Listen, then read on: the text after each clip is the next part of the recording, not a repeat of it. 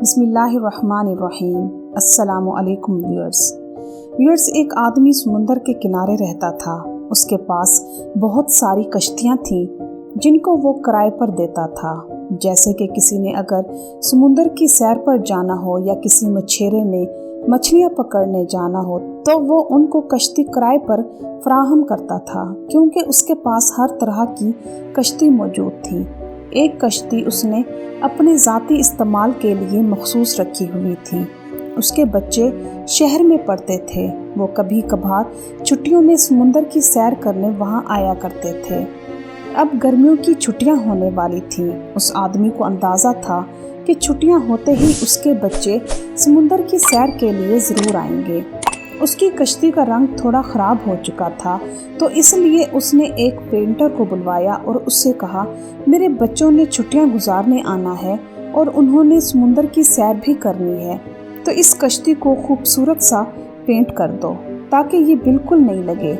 Painter अपने काम में बहुत महारत रखता था, तो उसने बड़ी महारत और खूबसूरती के साथ कश्ती को पेंट करना शुरू कर दिया। जब वो कश्ती को पेंट कर रहा था तो उसने देखा कि कश्ती में एक सुराख है, यानी एक साइड से कश्ती थोड़ी सी टूटी हुई है।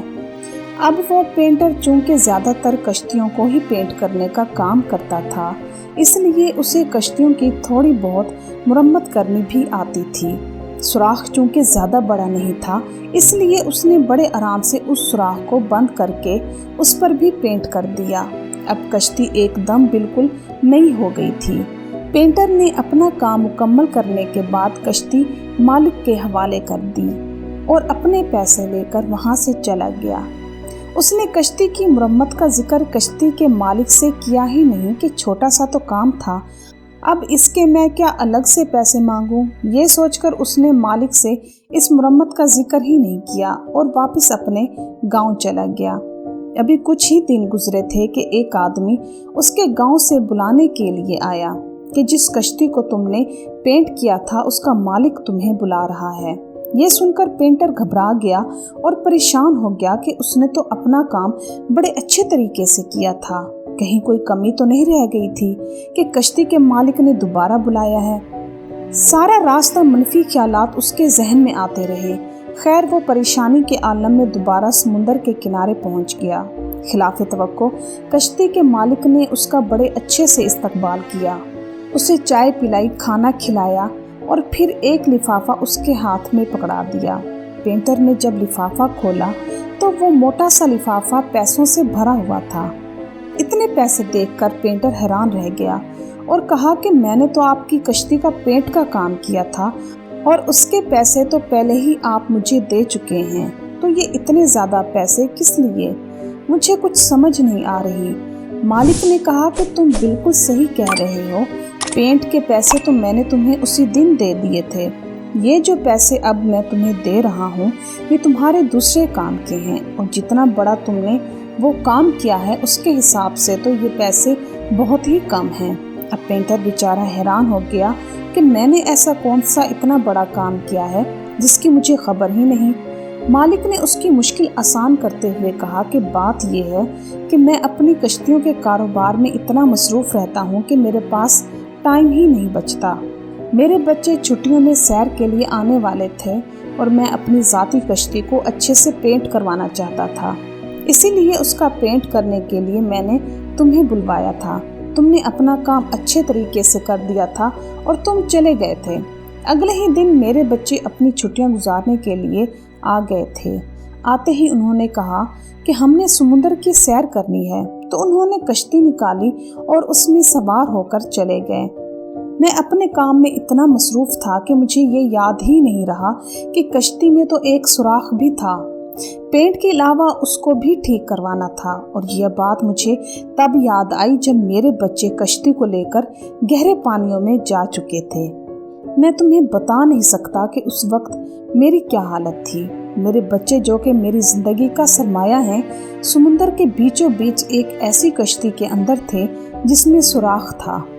मेरी बीवी को जब ये बात पता चली तो वो सुनकर सदमे से बेहोश हो गई। मुझे भी साफ नज़र आ रहा था कि अब मैं अपने बच्चों को कभी नहीं देख पाऊंगा। میں نے وہ وقت ناقابل بیان اذیت میں گزارا، مگر کچھ ہی گھنٹوں کے بعد میں نے دیکھا کہ میرے بچے واپس آ گئے ہیں اور وہ بڑے خوش ہیں۔ وہ سمندر کی سیر کرنے کے بعد خوشی خوشی گھر واپس آ چکے تھے۔ میں حیران و پریشان تھا کہ یہ معجزہ کیسے ہو گیا کہ جس کشتی میں سوراخ تھا وہ کشتی صحیح سلامت سمندر سے کیسے واپس آ گئی۔ میں نے روتے ہوئے اپنے بچوں کو گلے لگایا، اپنے رب کا شکر ادا کیا اور دوڑ کر کشتی دیکھنے کے لیے گیا، مگر وہاں کسی سوراخ کا نام و نشان ہی نہیں تھا۔ اس کی مرمت ہو چکی تھی۔ تم نے اس دن پینٹ کا کام کرنے کے ساتھ ساتھ کشتی کی مرمت کا کام بھی کر دیا تھا۔ اپنی اچھی عادت کی وجہ سے تم نے اس ایکسٹرا کام کا مجھ سے ذکر تک نہیں کیا اور صرف پینٹ کے پیسے لے کر چلے گئے۔ تم نہیں جانتے کہ تمہاری اس چھوٹی سی اچھائی کی وجہ سے آج میرے بچے زندہ سلامت میری آنکھوں کے سامنے موجود ہیں۔ آج سے میں تمہارا قرض دار ہوں۔ آج میں تمہیں جتنے بھی پیسے دے دوں وہ کم ہیں۔ تم نے میرے بچوں کی جان بچائی ہے جو میرے لیے انمول ہیں۔ آج تم نے مجھے خرید ہی لیا ہے۔ آج میں تمہیں یہ جو پیسے دے رہا ہوں یہ اسی مرمت کے پیسے ہیں جو تم نے اس دن مجھے بنا بتائے کر دی تھی۔ ویورز، اس کہانی سے ہمیں یہ سبق ملتا ہے کہ آپ اپنی طرف سے اچھے کام کرتے چلے جائیں۔ آپ کی چھوٹی سی بھی نیکی کبھی ضائع نہیں ہوگی۔ اللہ تعالیٰ اس کا صلہ ضرور دے گا۔ اس لیے جہاں کہیں آپ کو اچھائی کرنے کا موقع ملے تو بے لوث ہو کر بنا کسی غرض یا لالچ کے کر دیں۔ یہ دنیا والے اگر آپ کو اس اچھائی کا بدلہ نہ بھی دیں تو اللہ تعالیٰ ضرور دے گا۔ وہ رب تو تنہائی میں بیٹھ کر اچھا سوچنے پر بھی ثواب دیتا ہے۔ اس لیے دنیا میں اگر صلہ نہ ملے تو مطمئن رہیے کہ آخرت میں ضرور ملے گا۔ اس کے علاوہ اگر کوئی آپ کو ضرورت کے وقت اپنے مشکل ٹائم میں یاد کرتا ہے تو برا مت مانیے کہ یہ بندہ تو صرف کام پڑنے پر ہی مجھے یاد کرتا ہے، ہمیشہ کام سے ہی فون کرتا ہے۔ ہمیشہ یاد رکھیے کہ اندھیرا ہونے پر ہی دیے کی یاد آتی ہے۔ اس لیے اپنے رب کا شکر ادا کیجیے کہ اس نے آپ کو چراغ بننے کا موقع دیا ہے، کہ آپ دوسروں کی زندگیوں کو روشن کر رہے ہیں، ان کے اندھیرے مٹا رہے ہیں۔ تو اس کے ساتھ ہی ویورز، میں امید کرتی ہوں کہ آپ کو میری آج کی یہ ویڈیو ضرور پسند آئی ہوگی۔ تو میری ویڈیوز کو لائک کرنا اور میرے چینل کو سبسکرائب کرنا مت بھولیے گا۔ میں انشاءاللہ مزید دلچسپ معلوماتی اور اسلامی واقعات کے ساتھ ساتھ موٹیویشنل سٹوریز بھی آپ کے ساتھ شیئر کرتی رہوں گی۔ میری طرف سے آپ کو ڈھیر ساری دعائیں اور مجھے بھی اپنی دعاؤں میں یاد رکھیے گا۔ چلتی ہوں، ملتے ہیں انشاءاللہ نیکسٹ ویڈیو میں۔ اللہ حافظ۔